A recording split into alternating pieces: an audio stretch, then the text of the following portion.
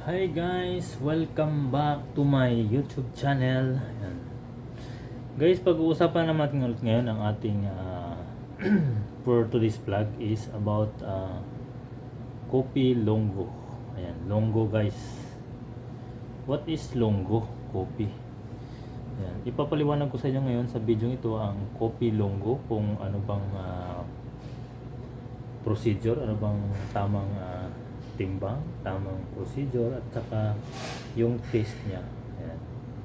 Ito yung pang ano guys, pang lunggo. O pwede rin ito siya.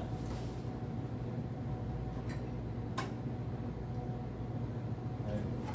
Dito lang nilalagay yung lunggo. Maliit lang na baso siya. Mas medyo malaking konti sa pang espresso. Ayan.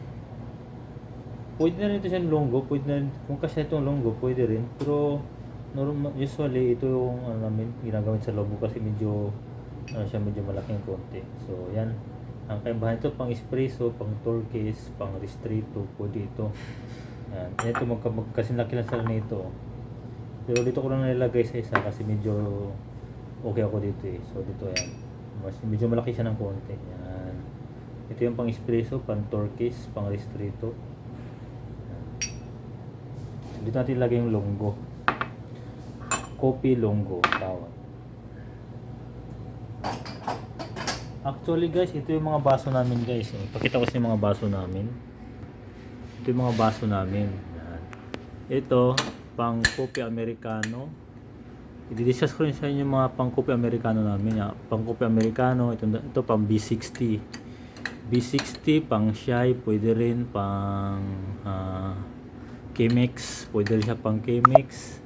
B60, pang Shy, pang ito, pwede rin ito siya pang Americano rin ito, Coffee Americano or Black Coffee. Ito pang cappuccino to guys, na baso, pang cappuccino.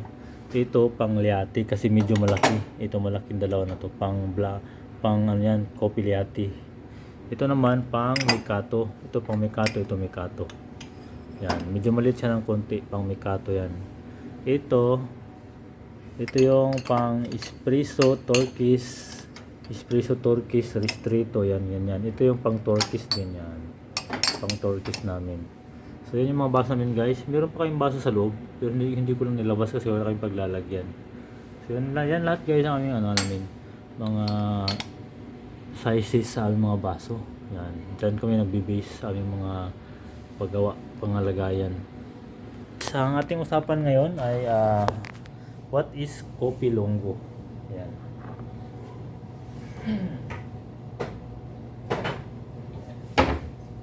What is Kopi Longo? Ang Kopi Longo guys ay yun yung higher than restrito, higher than espresso, ay light siya. Medyo hindi siya ganun matapang kasi medyo marami na siyang konti na kape. Yung maliit, matapang kasi konti, double.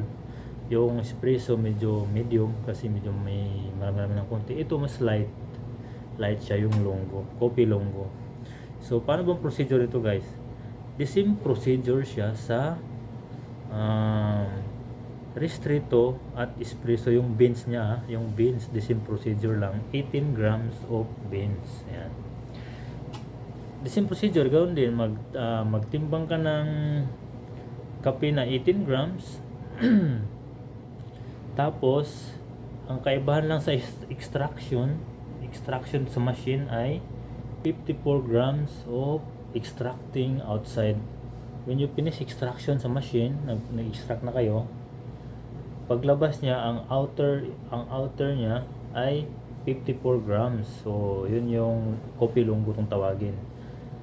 Light yung taste niya. So now guys, we will start now. We'll start our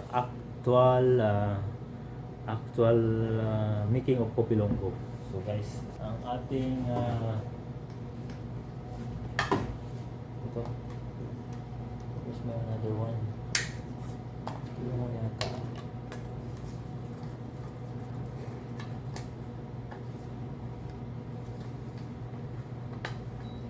Diba? So ito siya ating timbangan guys. Kailangan naka-sit up siya kasi.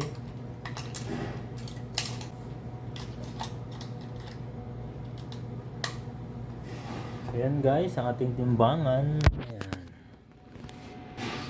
So ito guys, kailangan mong timbangin to.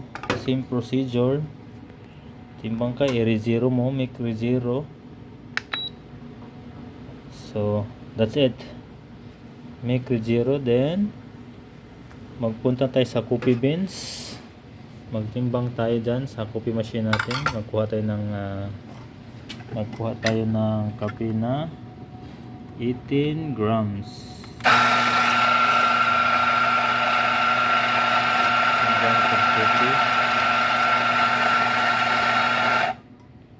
So ito guys, yung timbangin natin kung ilang grams to. Timbangin natin. Ito naka sit up na yan sa timbangan natin ito.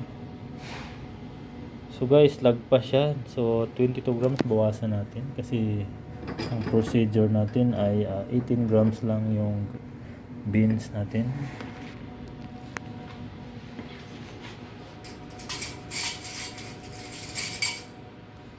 So yan guys, bawasan natin ng konti.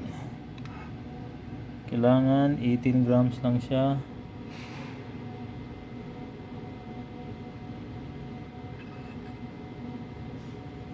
Lapit na. Oops.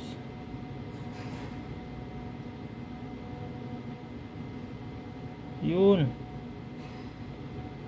Basta 18 lang, okay na yan. Yan. Yan guys, 18 grams of coffee beans. So that's it. So 18 grams. So, okay.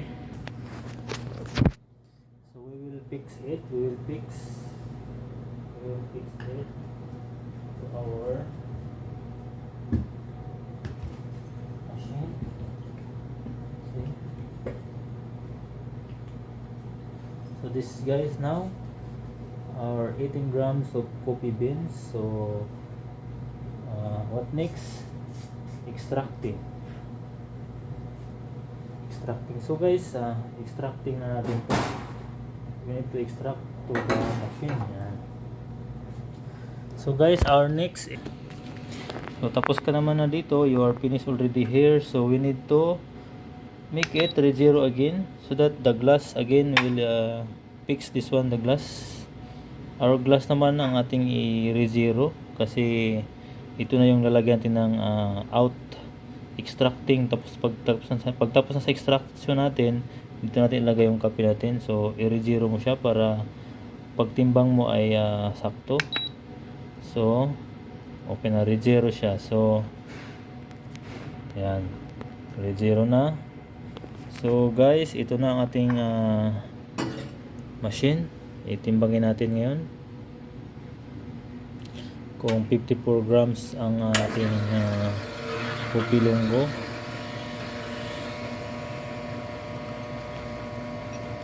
Tingnan natin siya.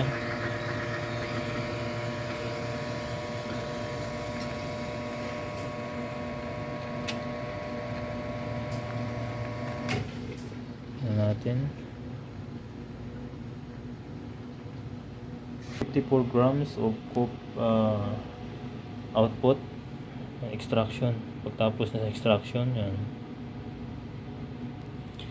So yan lang guys yung ating topic for today or vlog for today, Kopi Longgo. So yan lang guys ang ating paliwanag sa Kopi Longgo.